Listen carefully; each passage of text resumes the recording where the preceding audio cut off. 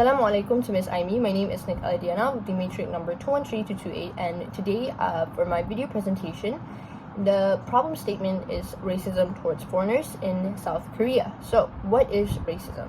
So racism is basically prejudice, discrimination, or antagonism by an individual, community, or institution against a person or people on the basis of their membership of a particular racial or ethnic group, typically one that is a minority or is marginalized. South Korea is a predominantly homogeneous country where the majority of the race is mainly ethnic Korean. However, due to this, foreigners who are residing or even North Korean refugees faces discrimination in this advanced country. Though it is getting better, you can still see these problems today. For example, you can see signs that says no foreigners or no black people, as I'm showing you in this slide. They basically plaster in front of restaurants and stores. Another problem that arose was when me, my mom, and my sister, my brother, we were trying to go from one place to another. So we basically got a taxi, got in, went in. We thought it was going to be a normal taxi ride, but the driver started making conversations with us, like asking where we're from and all that. That seemed pretty normal at first. But then he quickly changed to start speaking in this very broken English mixed with Korean. He started motioning like you, and then was doing like gun hand signs.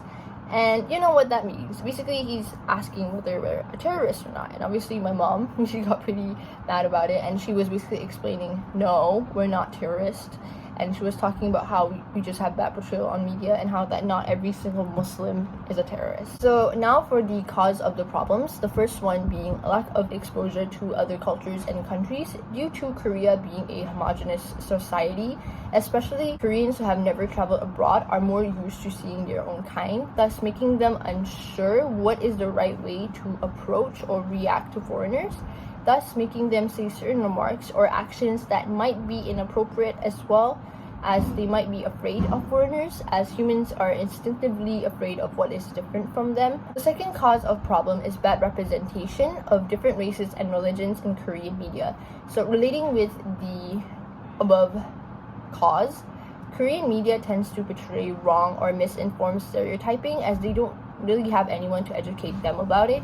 In Korean TV shows, they often make jokes about someone being darker and someone being lighter. This is a very prevalent and common topic in South Korea, and they also more due to the 9/11 occurrence, as well as news about Islamic extremists. Muslims in South Korea have been getting a very bad reputation in South Korea by being called terrorists and such. Next, for the sociological perspective and its thinker, I am taking conflict perspective, which is the tension between groups over power of allocation of resources, and I am doing on the thinker W.E.B. Du Bois. So he basically noted on dual heritage, which is like double consciousness, the identity conflict of being both, for him, a black and an American. So basically it is a division of an individual's identity into two or more social realities, and for him it was one social reality was being black and another social reality was being an American. So in relating this with the conflict perspective, Koreans being the majority race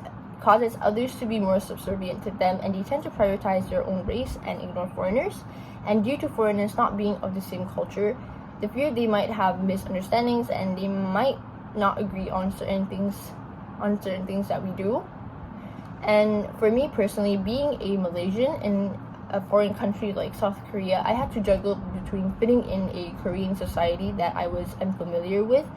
For example, they have a holiday like Chuseok, so during Chuseok I would join them and like celebrate with them as well. Also had to adopt a lot of the things that they did. For example, Koreans, they have this habit of brushing their teeth in the afternoon, which I didn't know happened. So for example, like when I was at school, I had to bring a toothbrush and a toothpaste, and after lunch they would brush their teeth, and I had to accustom to that as well. Obviously other standards like being able to speak Korean mainly as well. Being a Malay Muslim myself in a country like Korea, I also had to face that. For example, during Ramadan, everyone would go for lunch while I would stay in class and not eat, and then some of my friends would ask why I'm not eating, and then I have to explain to them about Ramadan and why I'm not eating.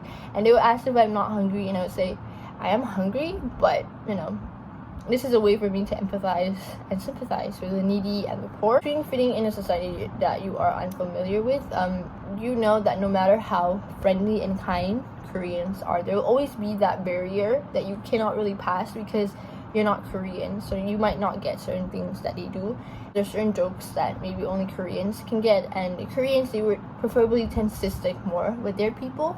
The solution to this problem from a sociological approach is to create more content awareness on different cultures and countries through social media, for example, through TikTok, Instagram, and YouTube. For example, maybe you can get Korean celebrities or influencers to talk a bit more about different cultures and countries as well, or you could do collaborations with foreign YouTubers or inviting more foreigners to share about their culture on TV.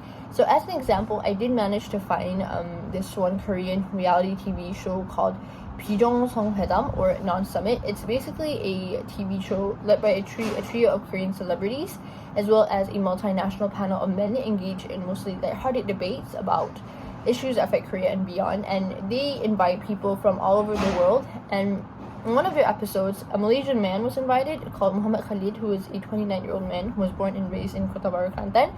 He was invited and he basically introduced them about Malaysia. Another example is Blimey, which is a Korean YouTube channel, but they focus more on Malaysian content and introducing Malaysian culture to Koreans. They invite K-pop idols and introduce Malaysia to them, play fun games and all that jazz.